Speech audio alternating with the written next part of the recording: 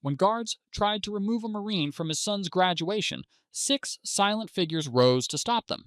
If you believe in the power of quiet strength and unbreakable bonds, you are going to want to see this. Samuel Croft didn't expect anyone to recognize him. He pulled his Ford Mustang into the crowded parking lot behind Northwood High, the late afternoon sun glinting off the polished paint. The school looked like most in a small town, with weathered brick walls and flags fluttering over the entrance. He stepped out, smoothing the lines of his deep blue Marine uniform. His boots were shined to a mirror finish, not to show off, but because some habits become part of who you are. His posture was upright and firm, and his calm face carried the quiet stillness of a man who had seen the world from every possible angle.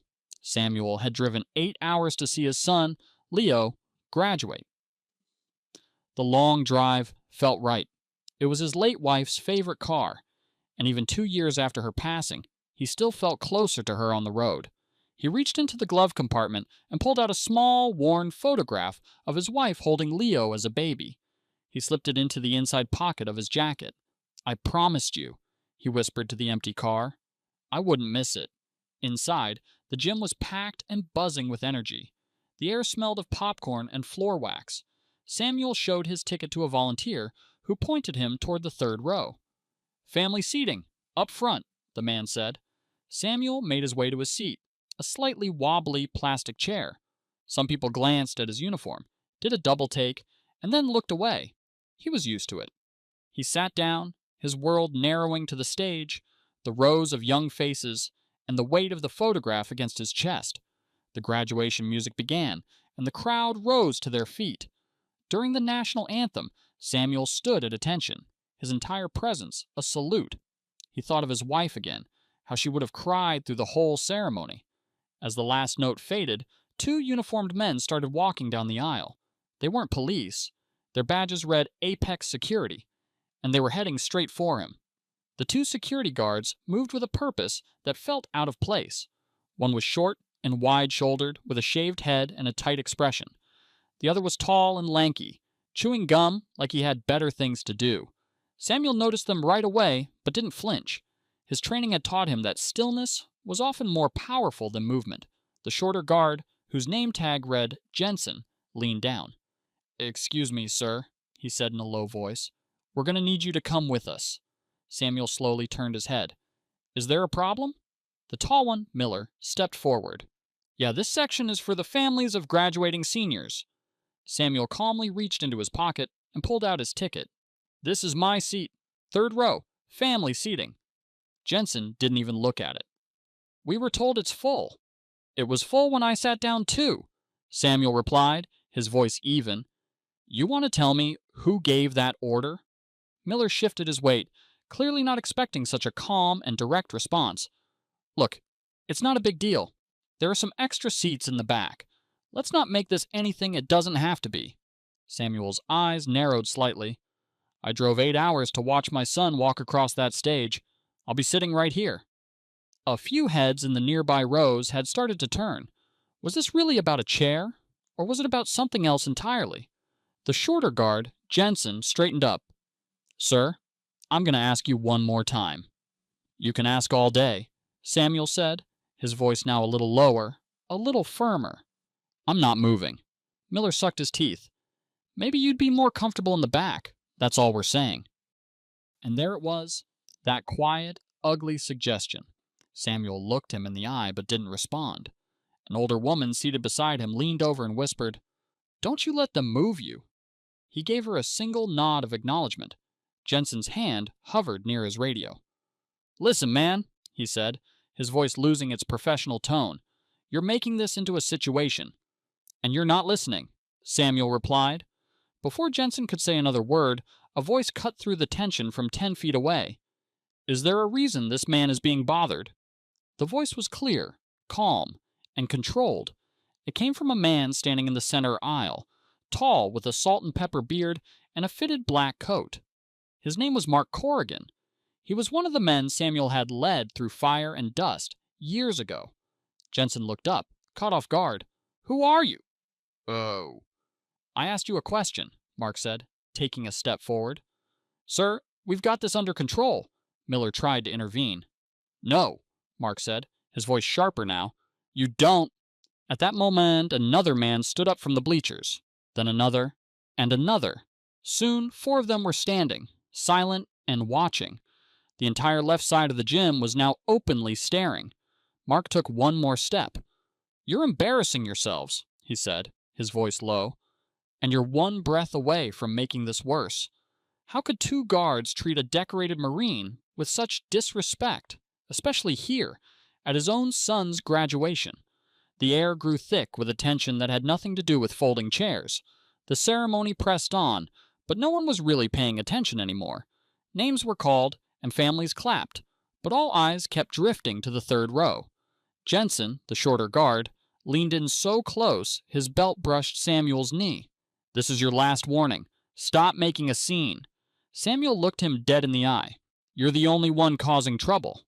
That's when Jensen's professionalism completely snapped. "You think wearing that uniform makes you better than everybody else?" he sneered. A hush fell over the nearby rows. Even Miller, the other guard, took a half step back, as if the words themselves had a physical weight. Samuel didn't blink. "You need to walk away," he said calmly. But Jensen didn't. Instead, his hand dropped toward the front of his belt, a clear attempt to intimidate. And that's when Mark stood up again. He didn't yell. He just stepped into the aisle, slow and focused. The gym wasn't dead silent, but it was close. "If you touch him," Mark said clearly, "you'll answer to me." Jensen turned. "And who the heck are you?" "The man who's telling you this ends right now." The school principal, finally noticing the standoff, quickly made her way over and began whispering urgently to the guards. At the same time, 2 more of Samuel's men rose from their seats. All 6 were now standing, spread across the gym. They were a silent, unified force.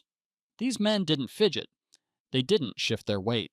Their presence filled the space like the pressure before a storm.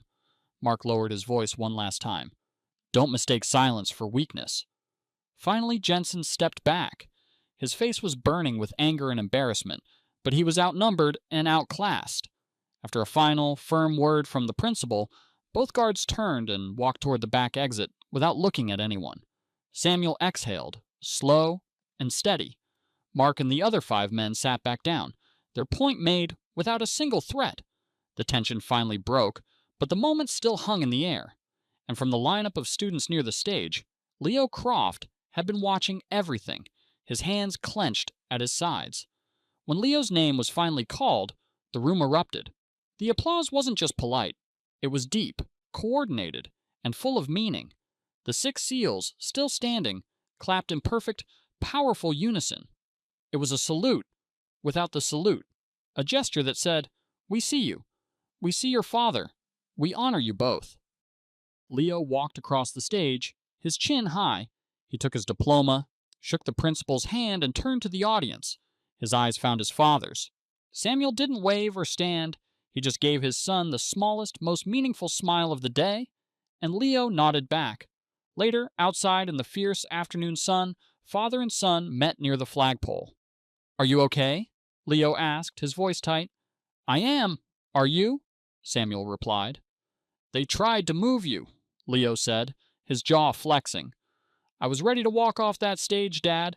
I swear I was." Samuel placed a hand on his son's shoulder. "And that's why you didn't. Because you knew I could handle it. And because you handled your moment like a man. You didn't let anyone take it from you." Leo looked over at the 6 men gathered near the exit, talking quietly. "Who were those guys?" "They're men I bled with," Samuel said. "Men who know what loyalty means. Men who don't forget." As they walked to the car, Leo asked the question that had been burning in his mind. "Why didn't you say anything to those guards? You just sat there." Samuel paused before answering.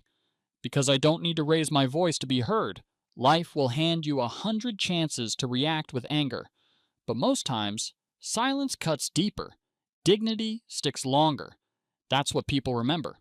He pulled out the worn photograph of his wife and baby, a Leo. "I carried this with me through it all, not because it gives me strength, but because it reminds me of what's worth protecting." "You always knew they had your back," Leo said quietly. Samuel smiled. "I didn't need to know. I just had faith.